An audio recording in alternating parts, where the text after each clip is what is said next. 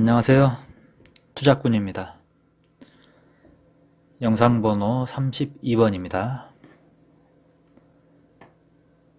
자, 이번 주에도 국내 증시가 지지부진하네요. 근데 미국 주식도 마찬가지고요. 이게 폭락은 없었지만 약보합 상태라고 좀 볼 수 있겠죠. 이 정도 떨어졌으면은 기술적 반등이라도 나와야 되는데 그것조차도 나오지가 못하고 있어요, 지금.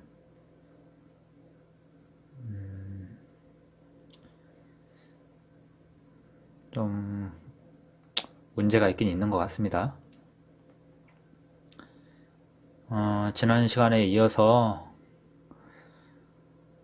제가 그 미국 급락했을 때 11월 초에 샀던 주식들, 그 중에 대표적인 게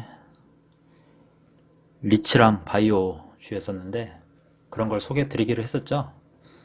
근데 그 전에 일단 다른 걸 하나 소개해 드릴게요. 원유입니다, 원유. 지금 원유 가격이 한번 보십시오. 1년 중 거의 최저점으로 찍었습니다, 지금.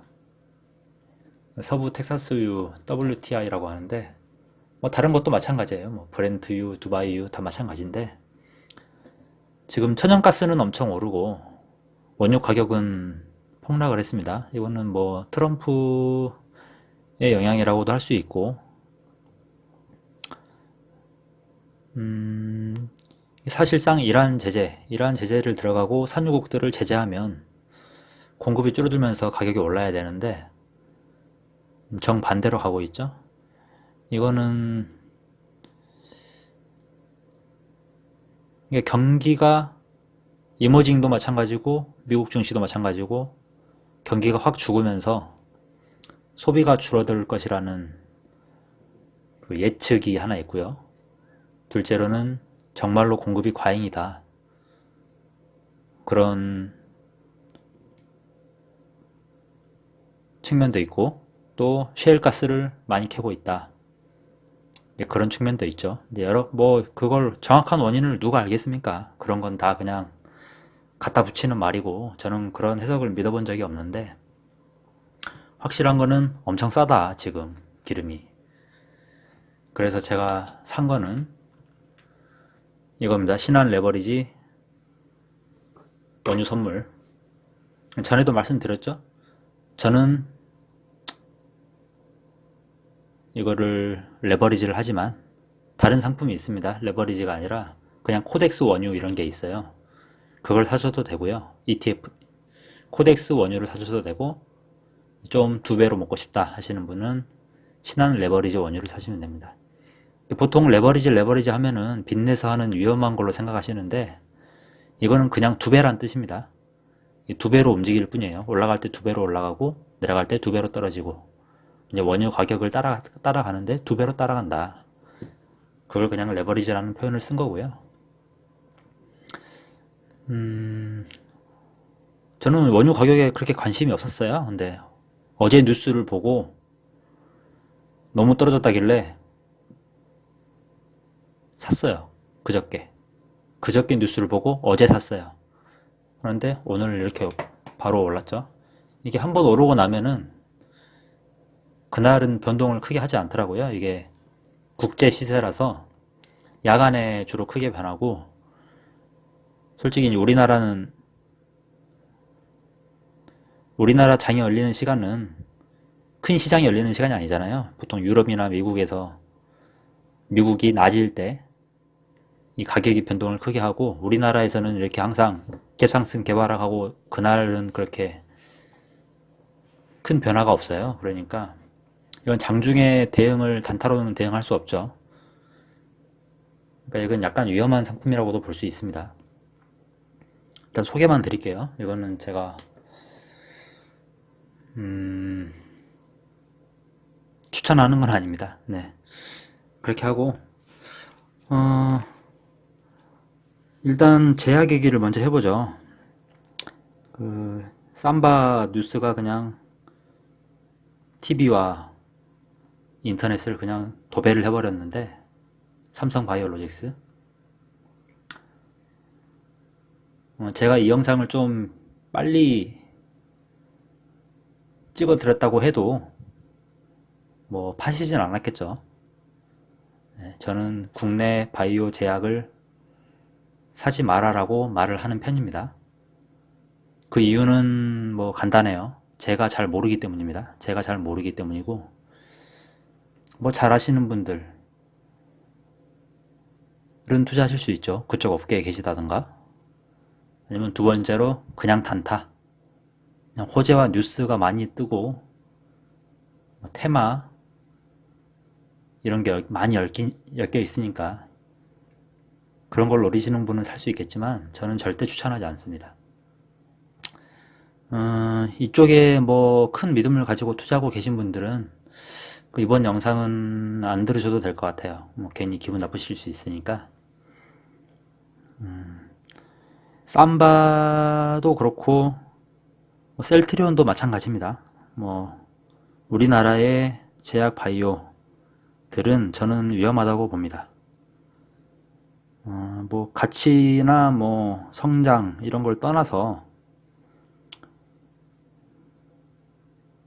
지금 이 기대감이라는 게 결국에는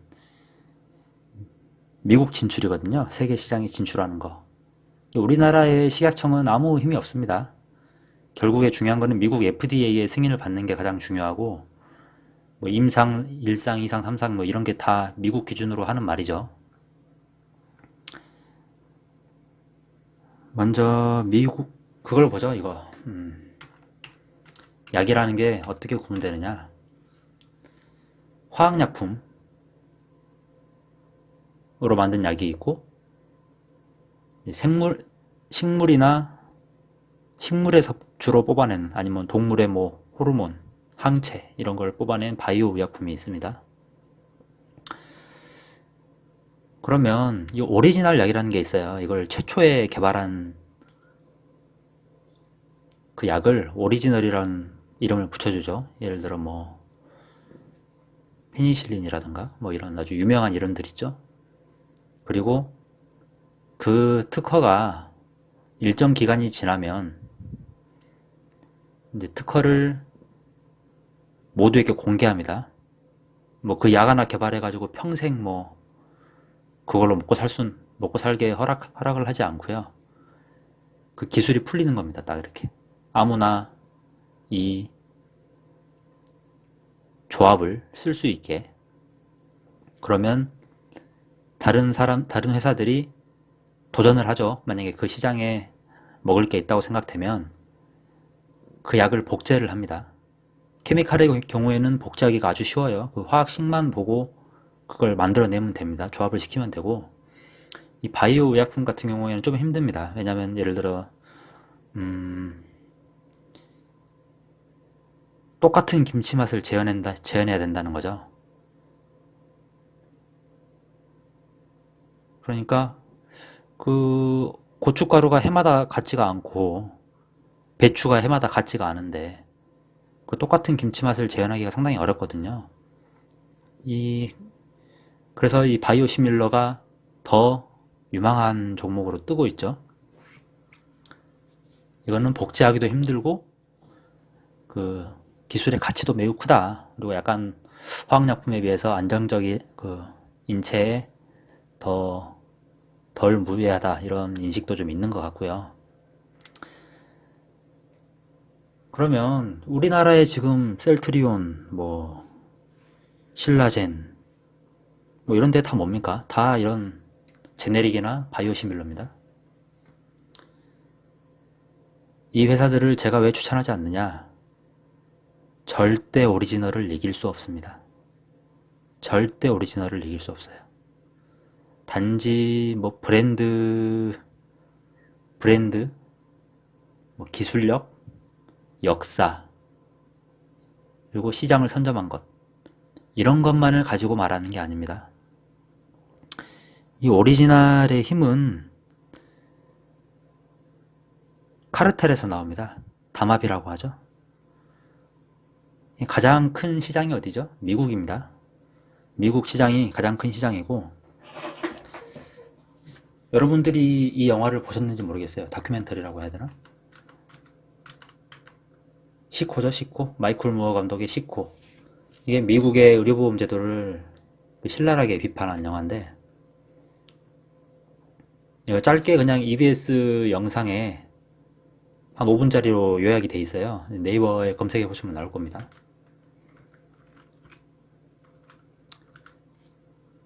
이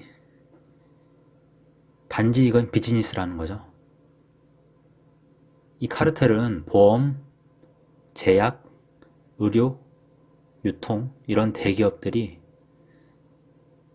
하나의 카르텔을 형성해서 이 시장을 지배하고 돈을 빼먹고 있습니다. 그게 가능한 이유는 미국의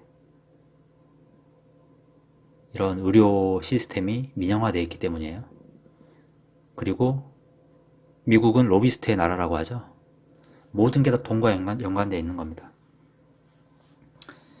지금 이 카르텔에 언론도 포함이 됩니다. CNN 같은 언론. 아주 오바마를 엄청 찬양하고 트럼프를 까는 CNN 같은 언론이라고 할 수도 없어요. 그냥 돈을 쫓는 개입니다, 개. 여러분이 오바마 케어의 진실을, 오바마를 진짜 좋은 사람이라고 막 언론에 포장이 되고, 트럼프는 또라이라고 포장이 되는데, 뭐 갑자기 이 얘기를 왜 하는지는 모르겠지만, 오바마 케어라는 거의 진실이 뭔지 아십니까? 오바마 케어의 진실은 보험사들 먹여 살리는 겁니다.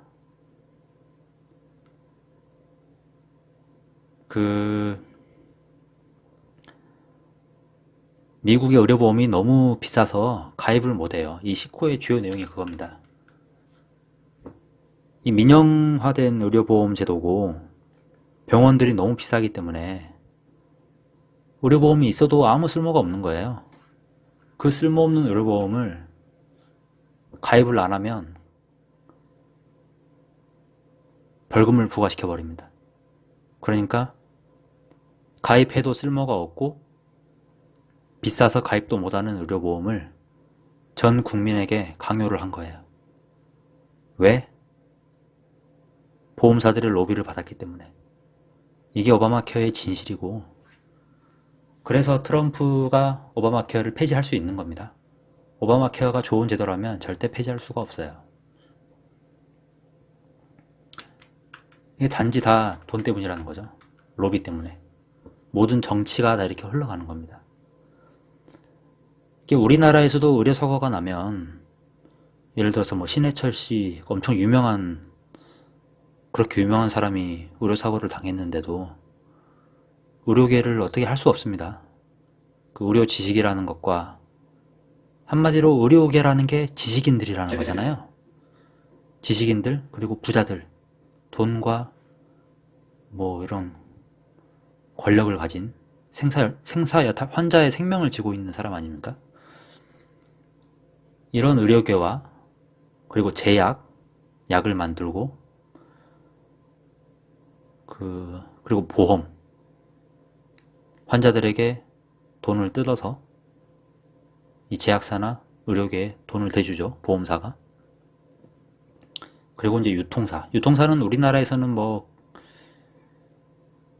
뭐라고 표현해야 되냐면 의약 분업 이런 걸로 표현하면 되는데, 미국에서는 이제 편의점에서도 다 약을 팔거든요. 보면은 CVS라고 아시죠? CVS 헬스케어. 이게 엄청난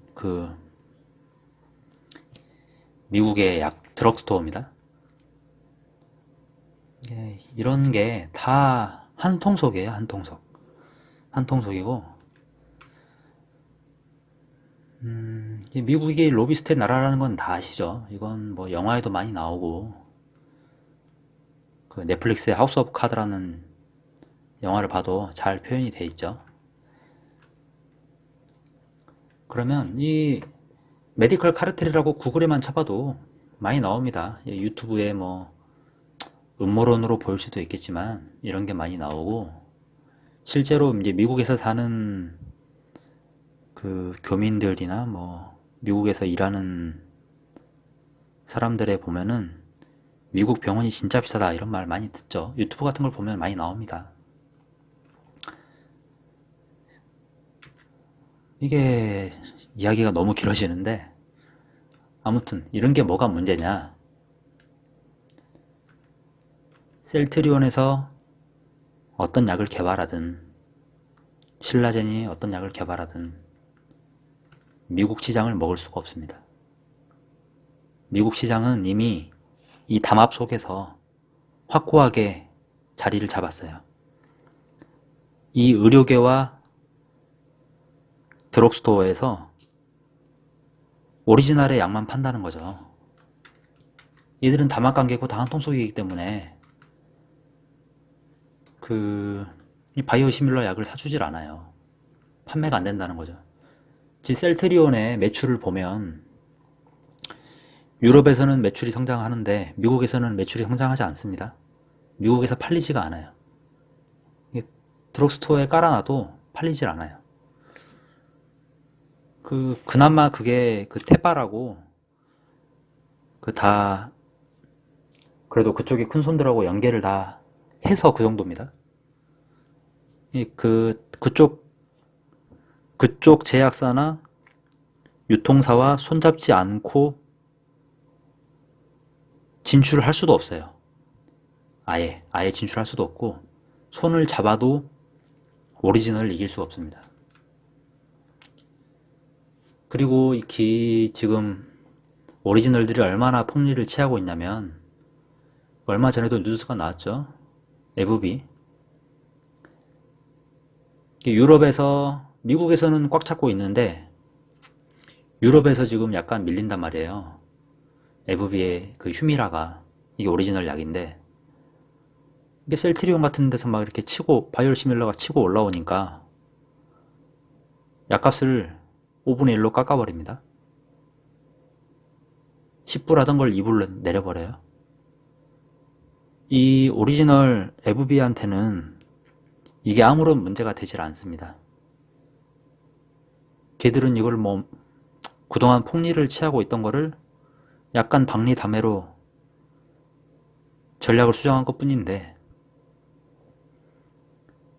이 바이오시밀러 업체들한테는 엄청난 타격이에요. 왜냐면은 지금 이 시장이 예를 들어서 뭐 10조짜리 시장이다 라고 생각하고 이 복제약을 개발해서 시판을 하려고 보니까 약값이 5분의 1로 줄어가지고 2조짜리 시장이 됐단 말이에요. 시장이 5분의 1로 줄어든 겁니다. 그러면 이렇게 되면서 그 바이오시밀러 사업을 중단하는 임상시험을 중단하는 그 제약사들이 생겨나고 있어요. 복제약 만드는 걸 중단하고 포기하는 회사들이 생겨나고 있습니다. 지금이 진짜 말 그대로 기대감이잖아요. 지금 우리나라의 제약사, 바이오 기업들, 생물공학 기업들 전부 다 주가가 오르는 게 임상, 2상, 3상, 임상을 통과하면 폭등한다. 뭐 얼마 전에 유한양행이었나? 기술 수출 이런 거. 그런데 그게 생각외로 먹을 게 없더라. 나중에 절대 매출로 찍히지 않을 거다. 지금 찍힌 매출과 영업이익들은 다 거품이다. 그게 삼성바이오로직스 장부에서 증명이 됐습니다. 증명이 됐고 이거는 물론 제가 삼바가 상패될 거다 이런 말씀을 드리는 게 아니에요. 그건 저도 모릅니다. 저도 모르고 단지 이 복제약 회사들이 좋지 않다. 오리지널을 사시라 라고 말씀을 드리는 거고 그래서 이제 결국 모두가 궁금해하는 거는 그래서 너는 뭘 샀냐 이거죠. 아까 말씀드렸습니다. 에브비를 샀고요. 그리고 제가 그 배당을 많이 주는 회사들을 뭐 굳이 제약에 투자했다기보다는 배당주로서 가지고 있는 제약사들이 몇 개 있어요. 그게 대표적으로 존슨앤존슨. 존슨앤존슨이 뭐 로션 만드는 회사가 아니고 제약사입니다. 제약사. 존슨앤존슨하고 파이자. 파이자는 뭐 이게 비아그라로 유명하죠. 파이자, 존슨앤존슨 이런 거는 제가 배당주로 다 가지고 있고 굳이 뭐 그 외에도 이제 몇 개 있는데 뭐 굳이 언급은 하지 않겠습니다. 대표적으로 이 정도만 제 비중이 큰 것만 언급을 해드리고 지금 이런 카르텔을 깰 수가 없습니다. 오바마 같은 대통령이 이런 카르텔을 더 공고히 해주는 오바마 케어를 만들고 있는데 이게 깨지겠습니까? 이 카르텔이? 복제약을 만들기도 힘든데 복제약을 만들기도 힘들고 만들어도 미국 FDA 승인이 힘들고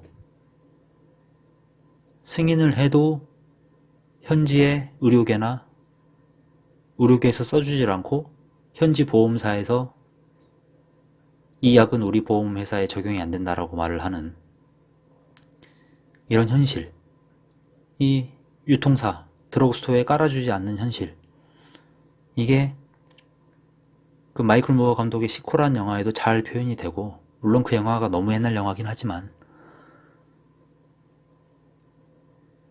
아직까지도 그 카르텔을 깨지 못했기 때문에 얼마 전에 아마존이나 애플이 헬스케어 사업에 진출하겠다라고 말을 한 거죠. 그리고 약을 아주 싸게 공급하겠다라고 말을 한 거고 그럼에도 불구하고 이 카르텔을 깨지 못할 거다. 아마존은 그냥 리테일일 뿐이지 엄청난 의료 지식이 있는 게 아니기 때문에 힘들 거라고 봅니다.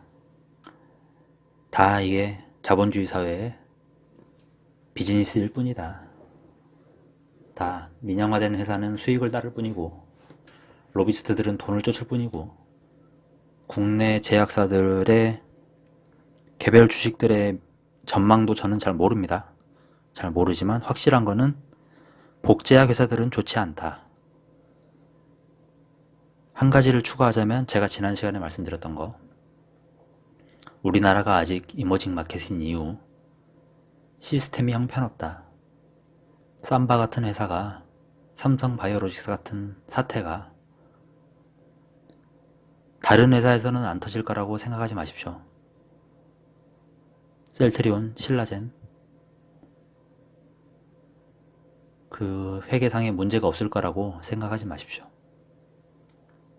그리고 임상 3상을 하든 말든 실제로 판매하고 매출이 찍힐 것인지 그거에 대해서 의문을 가져보십시오. 삼바에 많이 투자하신 분들한테는 좀 뭐 어쩌면 좋은 일일 수도 있어요. 거래 정지라는 게 다른 주식이 폭락할 때 폭락 안 할 수 있는 거니까요. 요즘 뭐 다른 장도 안 좋은데 뭐 거래 정지 걸리면 뭐 좋죠. 뭐 어차피 물린 거 그냥 마음이라도 긍정적으로 드시고